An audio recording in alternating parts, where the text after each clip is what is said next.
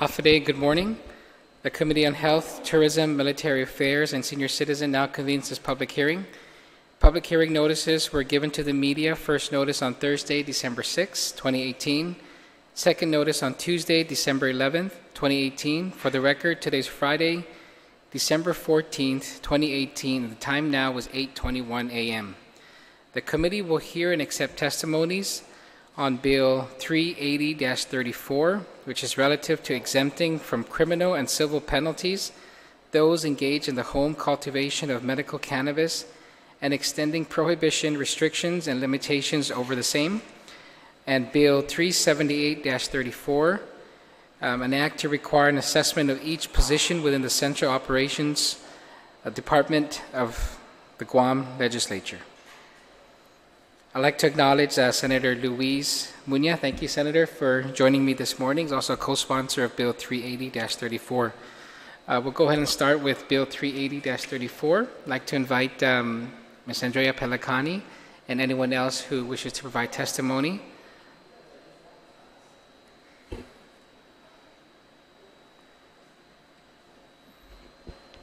Hafaday, good morning, Andrea. Hafaday, good morning, Senators. It's a pleasure to be here so early. I know, thank you. And I apologize for the late start of this hearing this morning. Oh, no problem. Thank you so much. It's a long I appreciate drive from Deredo now. And it's session week, so you guys are very, very busy, which is another reason I want to thank you. I know that it's going to be difficult to get this bill in. We know that you're ready and prepared to vote, but I hope that your colleagues will join you to realize these protections are very, very important, and they're just about necessary. We reviewed the initial bill, and then we noticed today that the bill is, it just basically takes the protections and adds designated caregiver and the multiple patients designated caregiver to the protection. So we are in full support of this bill, and that's pretty much it. There are some other gaps that we wanted to address, but maybe we can address that at some later time, like due process. So if like a patient gets denied a permit, what will be the process in place for them to either, make a complaint, or there's no due process as we do in the statute, in the rules and regs.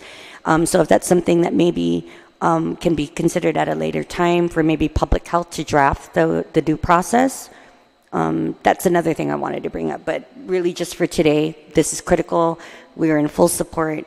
And we're very thankful that you're trying to get this in immediately. Director Gillen, acting director again, did confirm this morning that there are two people with permits. We don't know if they're patients or caregivers. And there is a third that they're reviewing. So we just want to ensure that there's no subjectivity to arrest, prosecution. People don't believe you sometimes when you say, I'm a patient. You guys have talked to patients. I'm a patient. I have this condition. Cannabis works for me. And the tendency is to go, and then the jokes come. But for a lot of these patients, it's a serious matter. And we just want to ensure that stigma, that preconceived notion doesn't have any effect in the protections of the caregivers. We also appreciate Major Manny Chong, who said, we're not looking to arrest sick people, but designated caregivers aren't sick people. And so just to make that distinction. So thank you very much, Senators, for your time today. Thank you very much, Andrea, for your testimony this morning and for your plea to my colleagues to try to get this on this session. And so I'm going to try my hardest to do that. I know Senator Luis will try to support me on that. But really, this piece of legislation is in response to a letter we got from Grassroots Guam. And I want to thank you for always looking out for our people. And so we worked with the prime sponsor of that, the home cultivation law. And so we have this in front of us now. And as you said, it's a protection and safeguard for caregivers and for others that weren't covered in the initial law. And so the committee did reach out to the government agencies to inform them of this public hearing. We're going to attempt to get, if they could, any written testimony so that we can add it. I do intend to report this committee out today, this afternoon, And so we'll try to add that, but we'll include for the record the letter we received from you as well. Okay? Senator Thank you so Luis, much. you have any questions?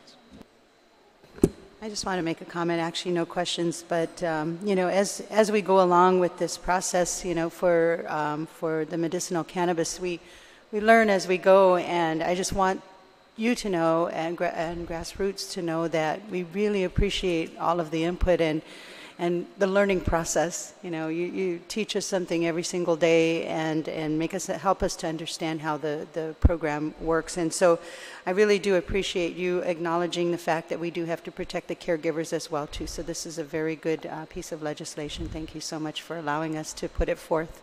And we really appreciate you. Thank you so much. I appreciate it. Thank you very much, Senator.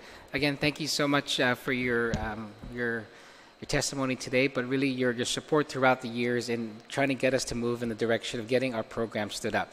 So, And like I've always said, senators can't know everything. We can't know everything either. And sometimes that's going to come later. That's right.